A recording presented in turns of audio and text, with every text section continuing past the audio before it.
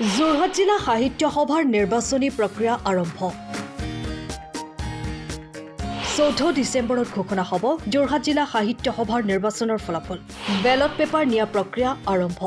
যোৰহাট জিলা সাহিত্য সভাৰ 2025-27 বৰ্ষৰ সাংগঠনিক নিৰ্বাচনৰ সভাপতি উপসভাপতি আৰু সম্পাদক পদৰ মনোনয়ন পত্ৰ দাখিলৰ পাছতেই শাখাসমূহে বেলট পেপাৰ নিয়া প্ৰক্ৰিয়া আৰম্ভ হৈছে অসম সাহিত্য সভাৰ সমাজৰত্ন ডাক্তৰ নবীন চন্দ্ৰ বৰদলৈ স্মৃতি সদনত আজি আৰু কালিলৈ শাখাসমূহে নিব পাৰিব এই বেলট পেপাৰসমূহ আনহাতে যোৰহাট জিলা সাহিত্য সভাৰ নিৰ্বাচনত সভাপতি সম্পাদক আৰু উপসভাপতি পদৰ বাবে মনোনয়ন পত্ৰ দাখিলৰ পাছতেই 29খন শাখা সভালৈ আজি বেলট পেপাৰসমূহ নিয়া হৈছে অহা 14 ডিচেম্বৰত বেলটসমূহ জমা দিব লাগিব আৰু উক্ত দিনাই ভোট গণনাৰ অন্তত ফলাফলো ঘোষণা কৰা হ'ব বুলি জানিবলৈ দিয়ে নিৰ্বাচনী বিষয়াই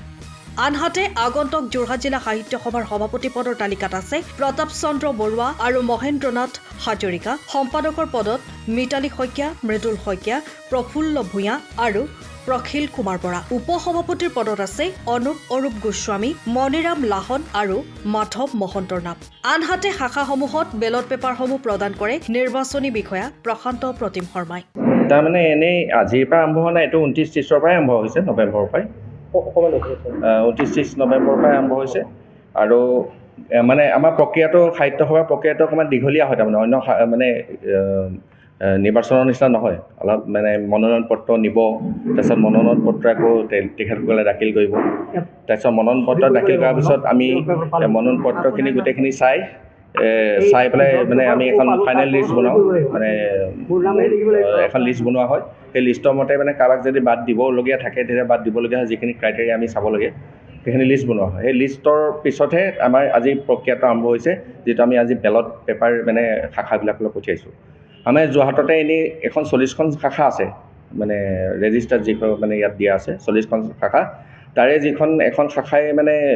আদৰণি সভা যিখন থাকে শাখা থাকে সেইসকলৰ ভোটদানৰ মানে অধিকাৰ নাথাকে নতুন সংবিধান যিখন আছে সাহিত্য সভা সেইটো কাৰণে 39খন মানে শাখা সভা আছে এতিয়া বৰ্তমান সেই 39খন শাখা সভাৰ আজি মনোনয়ন পত্ৰ দাখিল কৰাৰ পিছত আজি বেলট পেপাৰ সহ শাখাবিলাকলৈ নিছে আমাৰ ইয়াত চহী কৰি আৰু শাখাবিলাকে তেওঁলোকৰ নিজৰ শাখাত এখন মানে মিটিং পাতিব সভা হ'ব সভাৰ পিছত তেওঁলোকে এটা প্ৰস্তাৱ লৈ যাক সভাপতি সম্পাদক বা উপসভাপতিৰ কাৰণে তিনিটা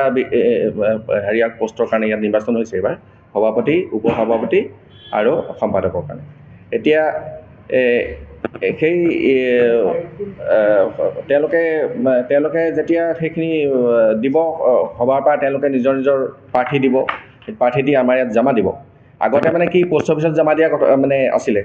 আগৰ নিয়ম আছিলে পোষ্ট অফিচত জমা দিব লাগে পোষ্ট অফিচৰ পোষ্ট বক্স থাকে তাত জমা দিব লাগে তাৰমানে কিছুমান মানে শাখাৰ পৰা আমাৰ পোষ্ট অফিচত হেৰি নাপায়হি মানে যিদিনাখন আমাৰ ধৰক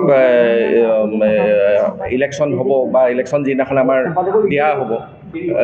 দেৰি হৈ যায় মানে বহুতে দিছোঁ বুলি কয় কিন্তু ইয়াত আহি নাপায় নাপোৱাৰ কাৰণে কি হ'ল এইবাৰ সেইটো অকণমান বদলোৱা হৈছে সাহিত্য সভাৰ তেওঁলোকৰ তাৰ পৰাই সেইটো আমাক যিটো জাননী দিছে যে ইয়াতে জমা দিব আমাৰ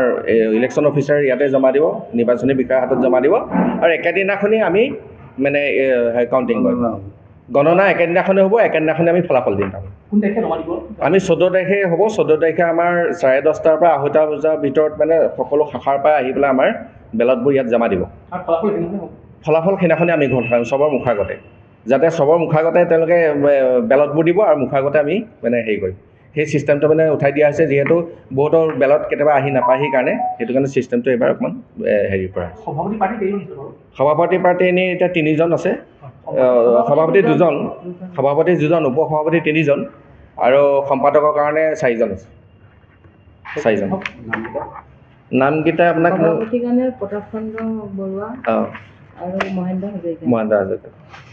আৰু সম্পাদকৰ কাৰণে মিতালী শইকীয়া আৰু মৃদুল শইকীয়া আৰু প্ৰফুল্ল বৰা মই কৈ গৈছোঁ চাওক এতিয়া সম্পাদকৰ পথৰ প্ৰাৰ্থীৰ কাৰণে শ্ৰী প্ৰতাপ চন্দ্ৰ বৰুৱা শ্ৰী মহেন্দ্ৰনাথ হাজৰিকা আৰু উপসভাপতি পদৰ প্ৰাৰ্থীৰ কাৰণে শ্ৰী অনুপ অৰূপ গোস্বামী শ্ৰী মণিৰাম লাহন শ্ৰী মাধৱ মহন্ত আৰু সম্পাদক পদৰ প্ৰাৰ্থীৰ নাম হৈছে Shri Prafulla Bhuyan Shri Prakhil Kumar Bora Shrimati Mitali Saikia Shri Mridul Saikia bureau report time of Assam সময়ৰ খবৰ সময়ত পাবলৈ ফ'ল' কৰক টাইম অফ আছাম